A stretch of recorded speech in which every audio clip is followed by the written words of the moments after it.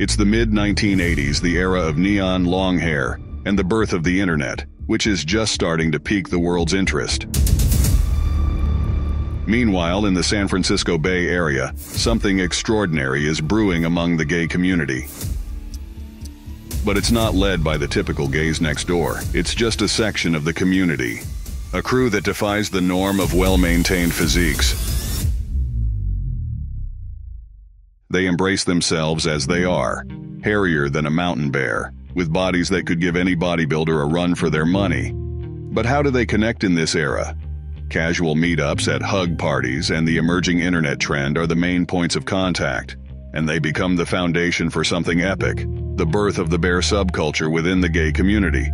It's a new brotherhood forming.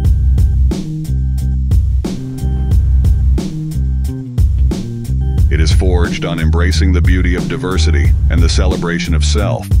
And behind it all is the Rainbow Motorcycle Club, but why would... Hey man, sorry for interrupting, but I'll take over from here. Wait, what?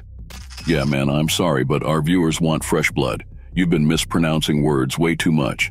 It's time for you to go. But I haven't even... Sorry mate, but this is what our viewers have been saying, and you haven't changed. Good luck, but I'll take over from here. It was nice having you as the voice of this mighty channel. It's a crew that defies the norm, donning well-maintained physiques, short haircuts, and meticulous beard trims. And they connect through casual meetups at hug parties and online chatting. It's a new brotherhood forming, embracing the beauty of diversity and the celebration of self. Their name, the Rainbow Motorcycle Club. But why would a motorcycle club be the linchpin of a groundbreaking subculture, especially one as unconventional as the bear community? Aren't motorcycle clubs known for their strict rules and leather-clad mystique? Well, the Rainbow Motorcycle Club isn't the average biker crew with a need for speed. This club dances to its own beat. And as its name suggests, it's a gay motorcycle club. With its different principles, it doesn't just break the mold, it obliterates it, leaving a trail of glitter in its wake. But how does a club like this not only come into existence, but also become a trailblazer in the world of gay motorcycle clubs? That's the million-dollar question. And we're about to spill the beans. From the birth of the Rainbow Motorcycle Club to its role in shaping the bear subculture, we're peeling back the layers of a colorful tale. Saddle up, because this story defies stereotypes, embraces individuality, and showcases the power of a community that rides together quite literally. Where the story begins. The year is 1971, and in the sun-soaked streets of San Francisco, the air is thick with anticipation. Under the scorching sun, fate brings together three trailblazers, Ron Johnson, Mario Parami, and Paul Danino. But it's not a get-together to grab a few cold drinks to beat the weather. Something legendary is cooking. At this time, San Francisco is the city of freedom, rebellion, and a burgeoning motorcycle culture. Of the three co-founders, Johnson is the most enlightened. He is a poet from Kansas who has lived for more than 25 years in California. He takes up an interest in the gay community, and it is through his initiatives that he meets Parami and Danino, who he partners with to form the club. And the trio, surrounded by the scent of possibility, is deep in discussion about the creation of a brand new motorcycle club. After all, motorcycle clubs are the talk of the town, and they want to avoid being left in the dust. Therefore, they're about to roll onto the scene in style and ignite a spark of change. And their mission is simple: provide a haven, a refuge, a two-wheeled sanctuary where gay people can be their authentic selves without fearing the judgmental gaze of the public. So with the enthusiasm of rebels and the determination of pioneers, they birth the Rainbow Motorcycle Club into existence. It's a bike club exclusively for gay men. And in a world where being gay is often met with a raised eyebrow or a disapproving glance, this idea is nothing short of revolutionary, according to them. At this time, the gay culture is gradually spreading in different parts of the world, and even though many men in California joined the movement, the society in general still doesn't fully accept the gay community. But these three co-founders are looking forward to changing the narrative. So as the engines roar to life, the Rainbow Motorcycle Club becomes a beacon for those who yearn for freedom. It is somewhere they can live their truth without the fear of persecution or prosecution, and they flock to join like bees to honey. After all, who wouldn't want to be part of a community that embraces them for exactly who they are? But even in the progressive haven of San Francisco, the idea of a gay motorcycle club is met with skepticism. Will it survive the bumpy roads of societal norms? Or will it skid into the sidelines, leaving a trail of dust? Well, its journey has just begun, and while the road is unclear, the three pioneers know what they aim to achieve. Becoming a member, the Rainbow Motorcycle Club is one of a few special clubs. But how do new members earn their stripes in this colorful motorcycle club on the block? On recruitment matters, the club operates on a wavelength of its own. But still, getting in isn't a walk in the park. Joining is not as simple as filling out an application or doing a handshake. One needs to have a backstage pass. That is, be recognized by an existing member on the inside to vouch for them. The club runs on trust, so to join, a new member has to earn the trust of at least one member before the rest of the club can trust them and take them in. But that is the hardest part. Contrary to the outlaw motorcycle club norm, a new member doesn't need to have a PhD in motorcycle mechanics or own a roaring bike. There's no discrimination against those who haven't yet mastered the art of a two-wheeled lifestyle. They can be a newbie, a bike enthusiast, or someone who just likes the idea of cruising. They're all welcome under the Rainbow umbrella. The initiation process involving boot camps and riding through rings of fire is only for outlaw motorcycle clubs.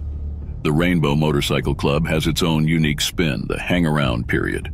Outlaw motorcycle clubs have that phase where they let new members show what they can offer before they are allowed into the fold.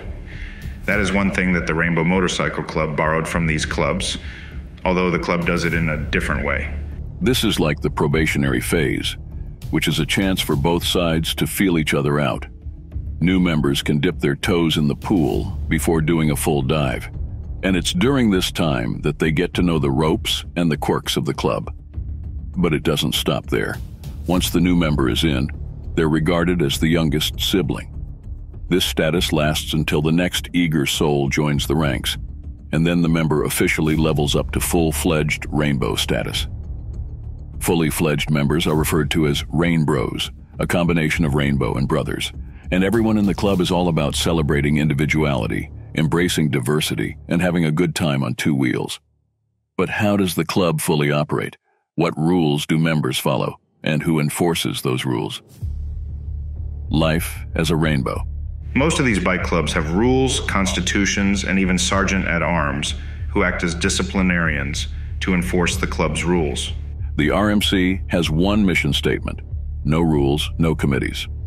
Like the Wild West of the biker world, it's as different as it comes from the typical motorcycle clubs. While most regular clubs have rule books and lists of do's and don'ts to monitor every single member's moves, the Rainbow Motorcycle Club has neither. First, it has no charter or constitution to guide the members. So, what does this mean for the members? Well, it's simple. They're free birds. They can spread their rainbow wings and ride as they please, guided only by the general values of the gay community. This is also a nod to the club's roots, given the three founders of the club only wanted a place where gay men would live with just the wind in their hair and the freedom to be who they are. Therefore, the lack of rules also means that there is no need for enforcers, so the club doesn't have any officials or offices. Everything the club does, including recruitment and events, has to be agreed upon by consensus, and with no ranks or officials, there is no need for membership dues. Unlike most motorcycle clubs, new members don't have to pay anything to join, and existing members don't contribute any regular fees. Money only matters when the amounts are agreed upon by the whole club for special occasions. But with no rules, no enforcers, and no fees, isn't it all chaos and mayhem in the club?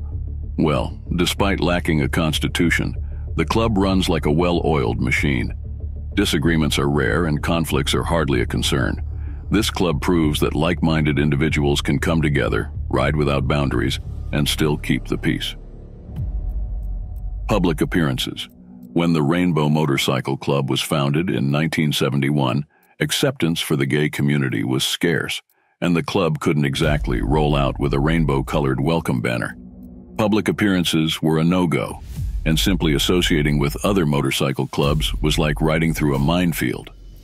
But as the tides of acceptance shifted over the years and the gay community grew stronger, the Rainbow Motorcycle Club decided it was time to kick the closet door wide open.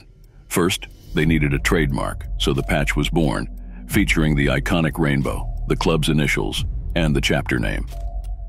It is worn as a badge of honor for every member and as identification during public gatherings. Over the years, one of the club's favorite stomping grounds has been the annual Badger Flat Motorcycle Run. It is hosted by the legendary Satyrs Motorcycle Club in Los Angeles and is described as a legendary event where men could be themselves among other gay men, their appreciation for their motorcycles, and the celebration of their common sexuality. The event is a biker's haven, and the Rainbows always make sure to stand out, proudly sporting their colors. But that is not the only annual event they grace. They also hit the road for the French Meadows Motorcycle Run, hosted by the Valley Knights Motorcycle Club in Sacramento. This is another rendezvous of rubber meeting the road, where bikers from all walks of life unite to embrace the thrill of the ride. Internally, the Rainbows also throw parties and host fundraisers, and they no longer do it behind closed doors, but full-blown celebrations in public venues across California. But these events aren't just about raising money or having a good time. They're about fostering connections, breaking stereotypes, and spreading the love, all while looking fabulous on two wheels. And with little discrimination, the club has also learned how to play nice. While most motorcycle clubs might engage in territorial disputes and conflicts, the Rain Bros have found common ground with their outlaw biker counterparts. Their path is peaceful, and they'd rather ride together with other clubs than let drama and wrangles ruin their journey. But the club's story doesn't stop there. Thanks to these public appearances and society's growing acceptance, the Rainbow Motorcycle Club has become a hotbed of brotherhood. It has attracted members from all corners of the world. New recruits come from Santa Cruz, Palm Springs, Gulfport, and even Georgia. And the Rainbow family is growing even faster than other regular motorcycle clubs. The club members are not just making appearances, they're making history, one colorful ride at a time. And the road ahead is paved with more acceptance, camaraderie, and a dash of fabulousness.